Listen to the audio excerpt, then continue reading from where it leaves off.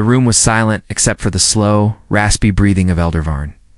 He sat at the head of the round table, his gray skin covered in fine wrinkles. His large black eyes looked tired, but still sharp. The council chamber on planet Xarn had not been this full in years.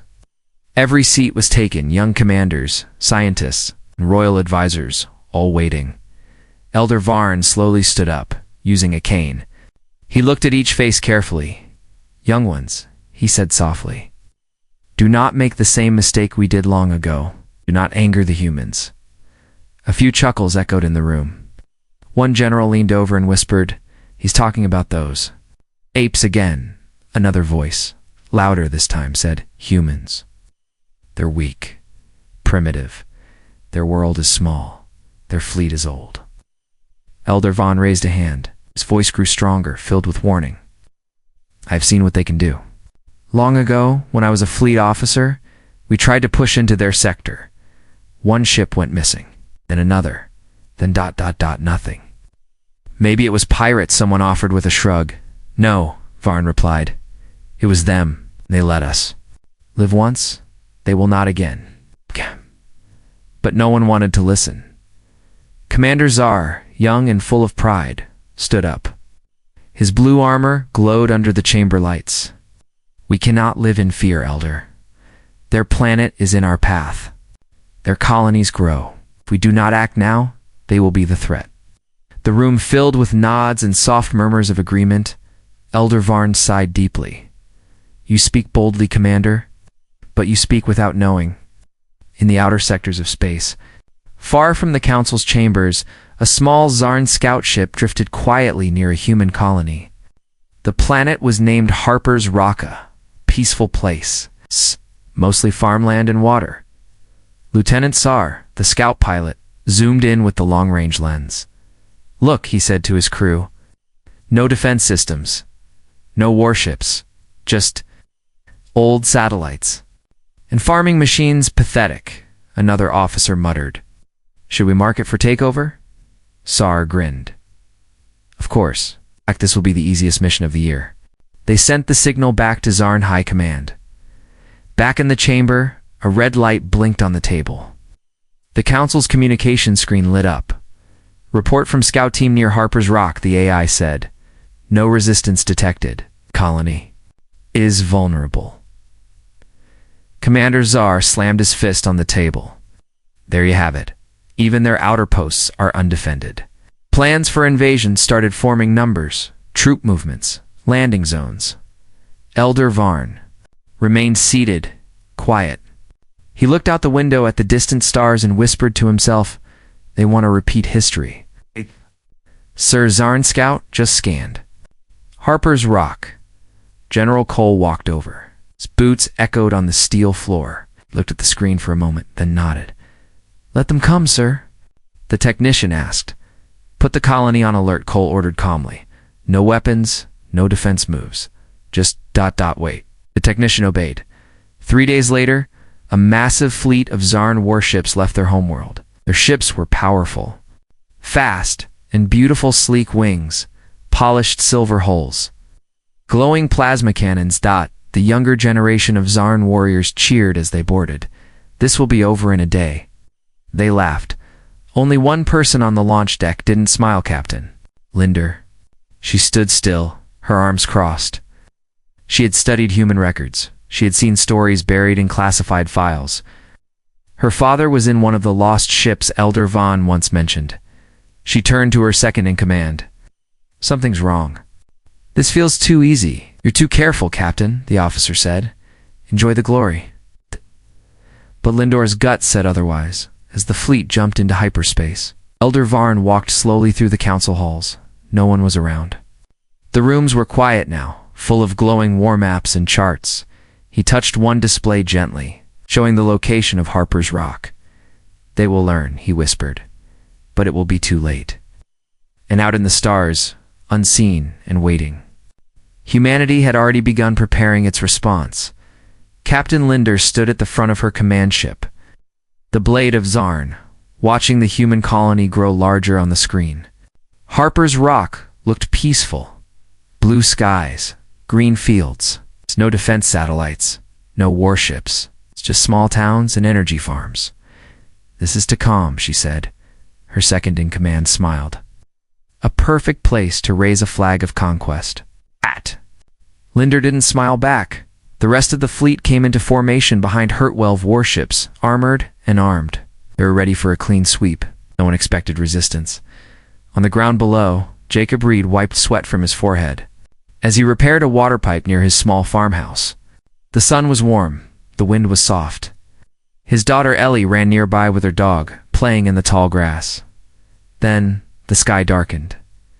Ellie looked up first. "Daddy, what's that?" Jacob followed her gaze. Shapes in the sky, big, dark, silent, blocking. The sun, his blood turned cold. "Go inside," he said quickly, pulling her close. Now, the dog barked. The shadows grew bigger. The air began to hum. In orbit, Linder gave the order, "Land 2 units, just for a scan and show of presence." Dropships fell from the sky, roaring as they broke through the atmosphere. They kicked up clouds of dust as they landed outside the colony. Dozens of Zarn soldiers marched out in perfect rows tall, armored, glowing visors covering their eyes. No weapons were raised. A brave local boy walked up, holding a glass of water in both hands. "Are you thirsty?" he asked, voice shaking. A Zarn trooper laughed. "Is this a joke?" Another said, "We expected warriors, not farmers and children." Back in the command ship, Linder watched through her helmet feed. Something didn't feel right. She noticed small black dots rising into the air, tiny flying machines that weren't there before. "What are those?" she asked her sensor officer. He tapped a few buttons. "Unknown. Drones, maybe. Civilian models. Track them." Seconds later, the screen turned to static. "What happened?" Lindor asked sharply. All feeds cut. Wait, something suddenly. Every Zarn ship's communication system went dark. A black screen appeared on every command console. Then, face appeared. Human. Calm. Cold. A middle-aged man with gray eyes and a quiet voice. "You are trespassing," he said.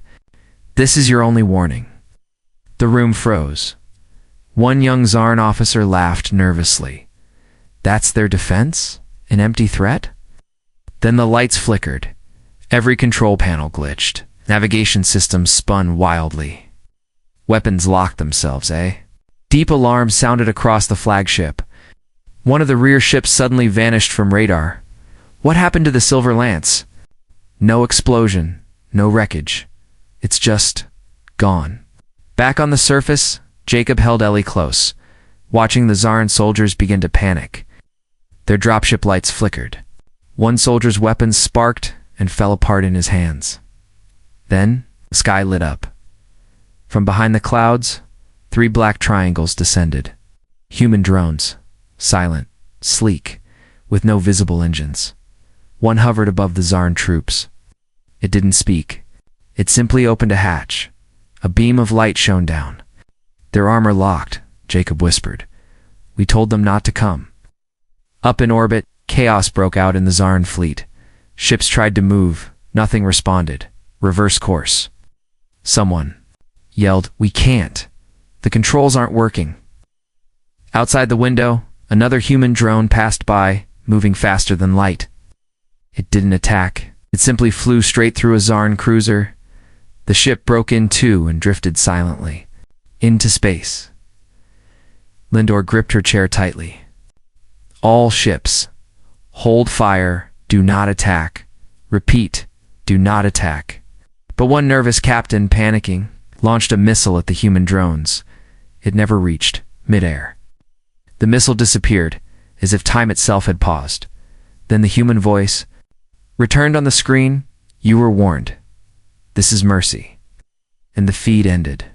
The power came back. The screens flickered on. The fleet was shaking. Several ships were gone, no damage. Just removed like they never existed. Lindor sat frozen. Her officers looked to her, waiting for orders.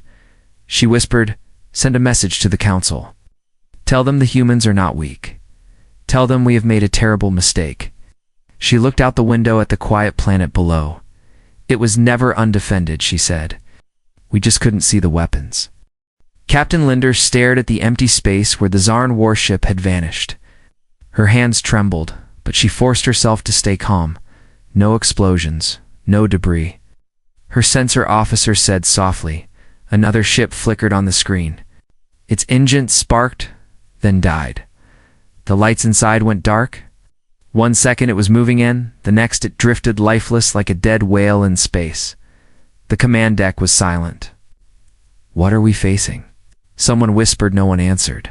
Because no one knew. Across the Zarn fleet, fear began to spread. It wasn't a normal kind of fear. It was quiet, heavy, like something cold had crawled into every soldier's chest and refused to leave. The second in command on the Storm Viper reached for the comms. This is Captain Reln, requesting permission to retreat before he could finish. The ship shook violently. No alarm, no weapons fired, just a strange hum. He ran to the window and gasped. Something invisible had wrapped around the ship. Space bent and twisted like liquid. Then the glass cracked, and he was gone. Back on the blade of Zarn, Linder watched a strange ripple move across the stars. Is that a weapon? Her weapons officer asked. No, she whispered. It's something worse. They're rewriting space itself. The humans hadn't sent ships to fight. They didn't fire missiles. They didn't shout threats. They were using something far more terrifying: silence, and it was killing them, below. On Harper's Rock, the drones hovered motionless above the captured Zarn soldiers. Their weapons lay in the dirt, completely melted. Their armor suits had locked, trapping them like statues. A local farmer walked up to one of the frozen invaders. He tapped on the armor gently. No response. They're still alive. He asked the human drone hovering nearby. The drone didn't speak, but it released a soft hum, and the soldiers blinked slowly, their eyes wide with fear. They couldn't move. They couldn't even scream. Orbit-wide, all Zarn ships tried to retreat. Engines refused to start.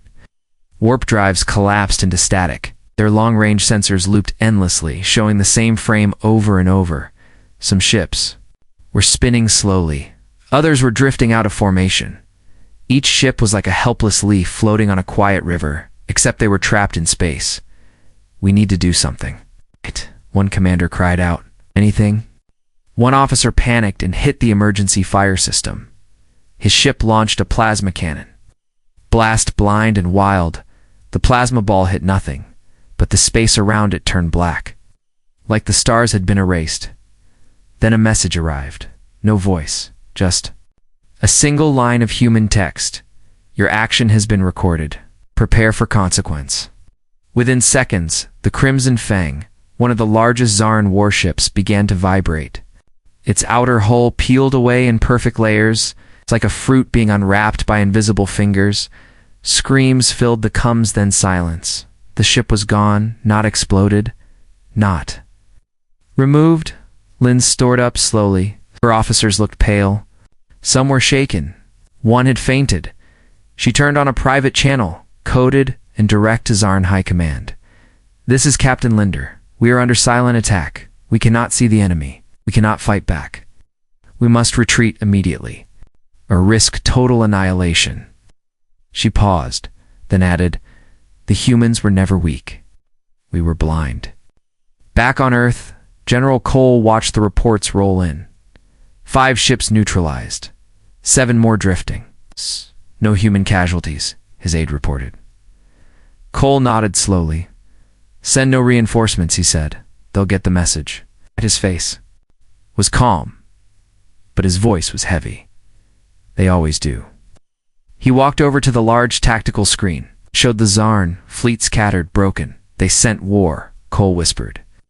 We answered with silence. On Harper's Rock, the drones released the locked soldiers. The Zarn fell to the ground. Gasping, some crawled, some cried. None tried to fight again. Jacob watched as the drones slowly flew back toward the sky. One hovered near him for a moment, then flashed a green light.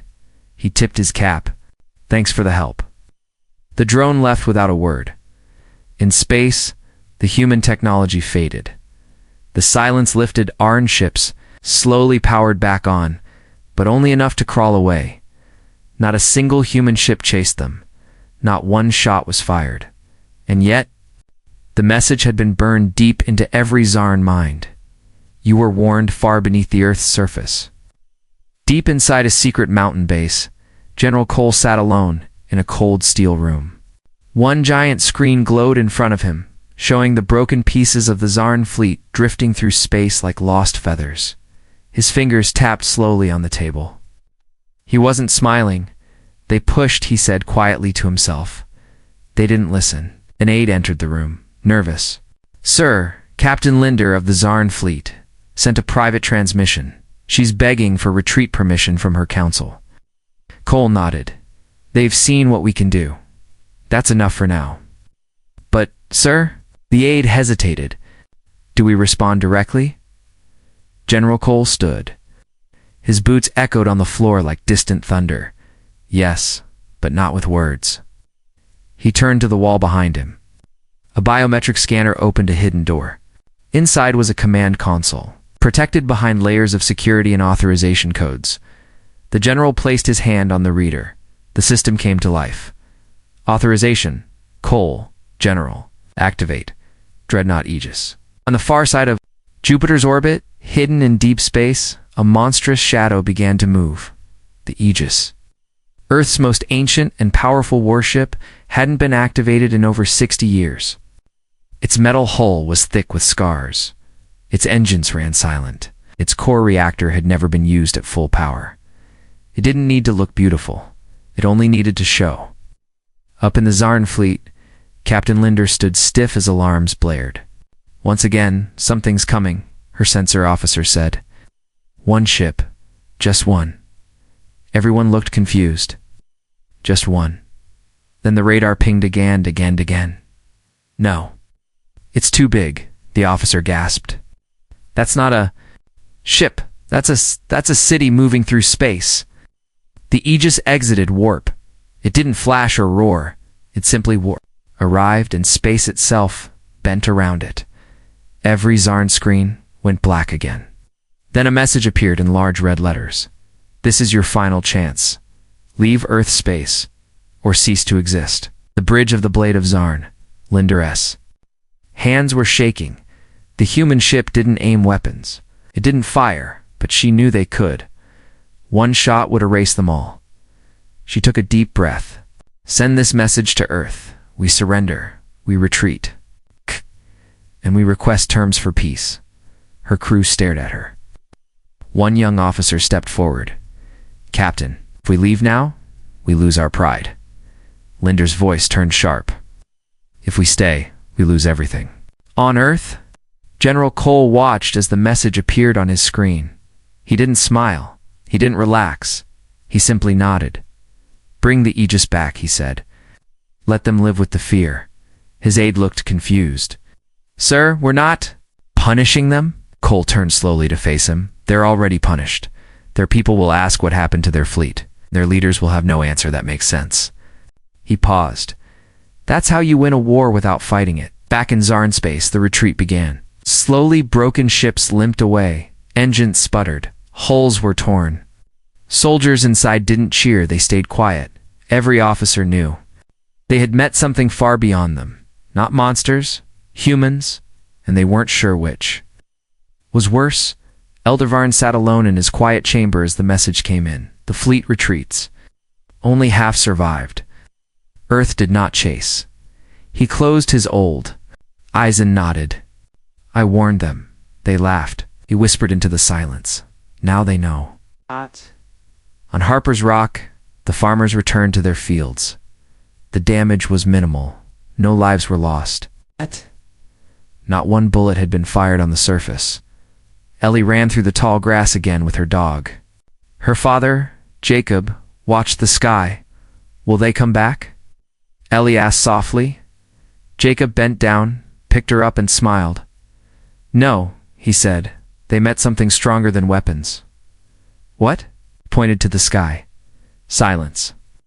Up in orbit, the drones circled once more, then vanished back into the stars, leaving no trace. No sound, but their message was clear. Earth responds, but never twice. Captain Linder sat in her command chair, helmet off, her face pale. The retreat signal had been sent, but not every Zarn ship obeyed. Pride was louder than orders for some. Young commanders believed they could strike back, win some honor, or at least save face. She watched with dread as 3 Zarn warships, the Spearwind, Iron Fang and Shadow Crest, broke formation and turned toward the human dreadnought Aegis. "No," she whispered, "don't do this." But they didn't listen. Inside the Spearwind, Captain Rezelek stood tall. The humans used tricks, ghost tech, and empty threats. "We'll hit them hard and prove they bleed." His crew cheered. They fired the first shot, a massive plasma missile. Streaked across the stars, glowing bright blue, humming with energy. It was one of Zarn's most powerful weapons, used only in planetary assaults. It reached the Aegis and vanished. No explosion. No smoke. No sound. The missile simply blinked out of existence like a light being turned off. On the bridge of the Aegis, there was no movement. No one spoke. The dreadnought didn't even raise shields, but something began to stir. Panels lit up, one by one, like a beast slowly waking. The ancient ship's AI oracle activated for the first time in decades. A calm female voice echoed across the stars. "Heard on every enemy ship. Warning, retaliation sequence active. Non-compliant units will be erased." The Iron Fang launched everything it had: drogans, lasers, energy bombs. None of them landed. Space twisted. Time slowed. Weapons reversed and disappeared mid-flight. The Shadow Crest tried to run, but it was already too late. The Aegis opened a single port on its underbelly. A black sphere emerged, no bigger than a football. It floated slowly into space, and then dashed silence. The 3 Zarn warships froze. Their metal began to bend inward. Lights blinked. The very sound inside the ships stopped as if air had been sucked from existence. Then, in less than a heartbeat, all 3 ships vanished. Not exploded, not destroyed, erased from the Zarn command ship.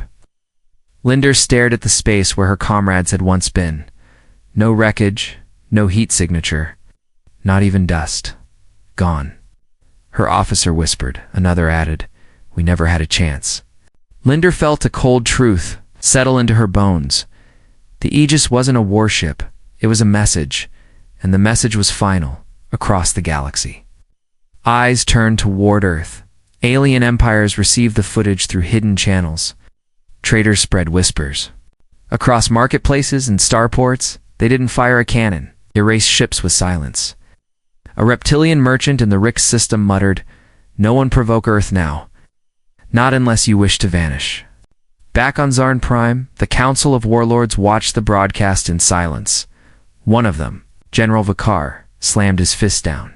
"This can't be real. Some kind of trick." Elder Varn entered the chamber quietly. "It is not a trick," he said. "It is a reminder." Vakar stood, face red with rage. "We must strike again." Elder Varn stared him down. "If you do, I will resign, and I will not help bury another generation of fools." The room went quiet. They knew he was right. Meanwhile on Earth, the Aegis powered down. Its engines dimmed. Its lights faded, slowly turned back toward the shadows of deep space. General Cole watched from his satellite office. "Mission complete?" his aide asked. Cole nodded. The lesson was delivered. The cost. 0 human lives, he replied. Just a few flickers in the dark. The aide looked uneasy. "Sir, what do we stop ourselves from becoming like them?" Cole's voice was quiet. "By remembering why we built the Aegis to end wars before they begin." On Harper's Rock, Ellie looked up at the night sky. "Daddy," she said, "are the bad aliens gone?" Jacob picked her up, hugged her tight. "They are, sweetheart. They won't forget this place." "Because we're strong?" she asked. He smiled. "Because we're quiet. And still stronger. And somewhere in the galaxy, 3 empty spots. In the stars remained unchanged, cold, and untouched. A reminder that the crushing blow doesn't always come with fire. Sometimes, It comes in silence. The Council of Warlords had never been this quiet. The chamber on Zarn Prime, once filled with loud voices, roaring speeches, and confident war plans, now echoed with the sound of shifting chairs and nervous breathing. The large hollow screen at the center showed a single line: Spearwind. Iron Fang, Shadowcrest. Status: erased, no data, no location, no wreckage. Only one word repeated across every file: erased. General Vacker clenched his jaw, trying to hide the tremble in his claws. "We underestimated them," he said, barely audible. Elder Varn stood at the back, eyes calm, voice steady. "No, you mocked them." Outside the council, protests broke out in the streets of Zarn cities. Families demanded answers. "Where is my son?" A mother cried, holding a picture of her son from the Shadow Crest. Another screamed, "Why did we attack the humans at all?" The military was losing control. The once proud war machine of the Zarn Empire had cracked not from missiles or invasions, but from shame. Back in space, Lindor's battered ship returned home. It landed quietly. No honor guards waiting, no cheers. She stepped out, her armor scratched and burned. Soldiers stared at her not with pride, but with fear. They had heard the rumors Lindor was the only captain who had sent a message of surrender to the humans.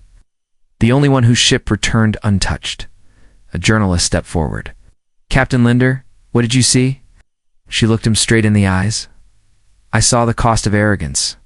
We thought the humans were soft, but they have strength. It's quiet, cold, and patient. We poked the dark and learned why it should be left alone." In her quarters, Linder watched the footage again. The Aegis barely moved. No fancy weapons. Number. Glowing shields. And yet it had crippled an entire fleet. She opened her message logs. Dozens of messages from alien diplomats filled her inbox. Is it true they erased ships without firing? What did the dreadnought say? Do they plan to invade Zarn next? She didn't reply to any of them because she didn't know the answer. Meanwhile, on Earth, General Cole sat before a quiet crowd of human leaders, a man from the Pacific. Defense Coalition asked, "Do they know the Aegis is just one of many?"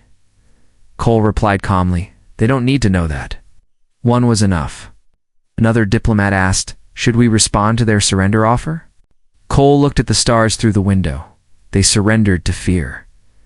That's not peace, that's silence. Back on Zarn Prime, Elder Varn stood before the council once more. "You lost ships, you lost pride. But most of all, you lost wisdom," he said, voice echoing. "You believe strength is shown through shouting, through ships, through threats. But humans taught us something else. Strength can live in patience, in silence, in restraint." General Vacar slammed the table. "So we crawl now? Hide from them?" Varn shook his head. "No. We listen." Something we should have done from the beginning, the council voted. A rare decision, unanimous. No further action would be taken against Earth ever. The vote was recorded into the Great Codex, a law that would remain for generations. In the months that followed, Zarn culture changed. Children no longer played games about conquering Earth. Instead, they whispered stories about the Aegis, calling it the ghost ship or the ship that erases. Artists painted scenes of Harper's rock small farms, children playing, and a sky full of silent stars. Pilots left offerings at the spaceports, a symbol of peace, not to worship humans, but to remember. Linder retired from the military. She took a quiet job as a translator for the New Earth Zarn peace mission. On her first day, she opened the human language textbook. The first line made her smile and tremble. "Speak softly, 'cause sometimes those who whisper carry the heaviest weapons." And so the Zarn Empire moved into a new age, not ruled by war, but shaped forever by the cost of their pride, a cost written not in fire, but in silence. The stars never looked the same again. Across the galaxy, species who once mocked humanity now spoke their name in whispers. Trade routes were redrawn to avoid Earth's sector. Even the bravest mercenaries erased human space from there. Maps. A quiet shadow had fallen over the stars not through war, but through fear, the kind of fear that lives in silence. On the Zarn homeworld, children no longer played war games with human dolls. Instead, they sat around small lights, telling stories of the ghost ship the Aegis. Some said it had no crew, only ancient minds inside. Others claimed it could erase stars if provoked. In every story, one theme remained: don't wake the sleeping. Planet Captain Lindor, now retired, stood before a classroom of young Zarn cadets. They looked up at her with curious eyes. "Is it true, Captain?" one student asked. "Did they really erase ships with no weapons?" Lindor nodded slowly. "They didn't need weapons," she said. "They had something far more dangerous." Room went silent. "What was it?" younger cadet asked. She leaned forward. "Understanding, patience, and technology built not to conquer, but to end conquest." Meanwhile, on Earth, General Cole watched the stars from the balcony of his mountain residence. The war was over, though no official treaty had been signed. There were no medals, no parades, just silence. Exactly how humans wanted it. A young officer joined him, "Sir. Requests keep coming in. Peace talks, trade proposals, even cultural exchanges." Cole nodded. "Let them come," he said. "But never let them see what else we're hiding." The officer frowned. "What else are we hiding?" Cole didn't answer directly. He pointed to a black panel on his wrist, an old device, deactivated. "Long ago, the Aegis was one ship," he said. "There are others." In the distant Sarn system, a group of bounty hunters gathered around a table in a dark outpost bar. One of them wore a cracked helmet and carried a scorched blade. "I flew near Earth space once," he said, voice raspy. "Nothing on the scanners, but I felt something, like the stars were watching me." Another hunter scoffed. "That's just space madness." "No," the first one replied. "It's what they do. They don't shout, they don't show off, they wait. And if you come too close," he paused, "you vanish." Alien empires built warning buoys around Earth's region. It's not to keep humans out, but to keep others away from them. They marked the systems with red glyphs. "Do not engage. Listen to your elders." The fear had become law. On Harper's Rock, Ellie had grown older. She no longer played in the fields, but she still looked up at the stars every night. "Daddy," she once asked, "will they ever come back?" Jacob sat beside her, wrapping an arm around her shoulder. "They might," he said softly. "But if they do, they'll come with gifts, not guns, because we scared them." He smiled, because we reminded them that peace is a choice. But so is silence. On the edge of explored space, a small Earth scout ship found a message beckoned an alien.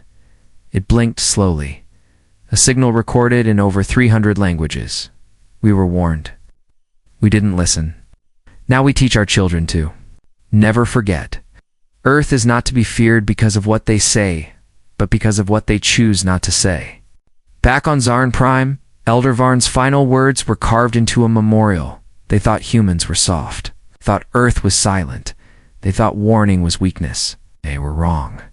And so, across the galaxy, a strange new balance took root. No one invaded Earth again, no. One challenged their reach, not because humans ruled the stars, but because they had proven they didn't need to.